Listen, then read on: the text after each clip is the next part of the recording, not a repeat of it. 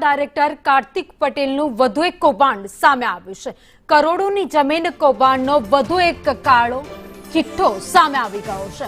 સાંતેજની પાર્કલેન્ડની 5,84,000 ચોરસ વાડ જમીન પચાવી પાડી છે। મૂળ સભાસદોની 60% જમીન હડપી લીધી હોવાનો આક્ષેપ કરાયો છે। રોડ રસ્તાની 20% જમીન કાર્તિક મંડળીએ પચાવ્યાનો આક્ષેપ છે। 2500 થી 4000 ના ભાવે પ્લોટ લઈ 25 થી 35,000 ના ભાવે વેચ્યા હતા।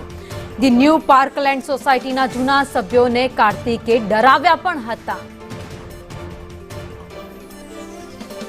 વધુ અપડેટ સાથે સંવાદદાતા દિવ્યા ચૌહાણ અમારી સાથે જોડાઈ ગયા છે। દિવ્યા, ખ્યાતિકાંડના જેટલા પણ જવાબદાર લોકો છે તેમના એક પછી એક કૌભાંડ સામે આવી રહ્યા છે। કાર્તિક પટેલનું વધુ એક કૌભાંડ।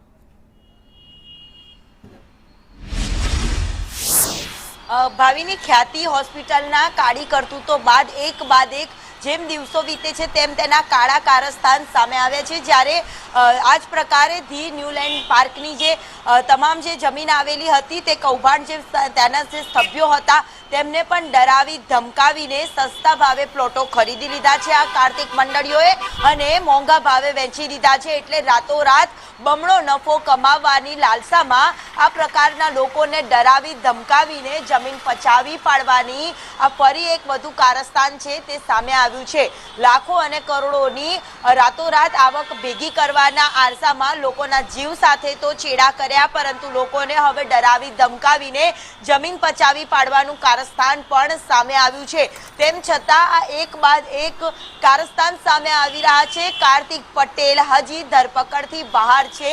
કાર્તિક પટેલની સાથે સાથે કાર્તિકની સાથે જોડાયેલા તમામ જે તેના સભ્યો છે તે પણ આ જ પ્રકારનું કારસ્તાન કરીને વધુમાં વધુ નફો રાતોરાત કમાય તેવા કારસ્તાન કરી રહ્યા છે। જ્યારે ફરી એક વખત આ જમીન કૌભાંડ છે તે સામે આવ્યું છે। રાતોરાત લોકોને ડરાવી ધમકાવીને સસ્તા ભાવે પ્લોટ છે તે ખરીદી લીધા અને મોંઘા ભાવે લોકોને વેચી પણ દીધા। આ પ્રકારનું વધુ આગામી દિવસમાં પણ કારસ્તાન સામે આવે તો કોઈ નવાઈ નથી, કારણ કે દિવસો વીતે છે તેના કાળા કરતૂતો છે તે સામે આવી રહી છે। જી, આભાર માહિતી માટે।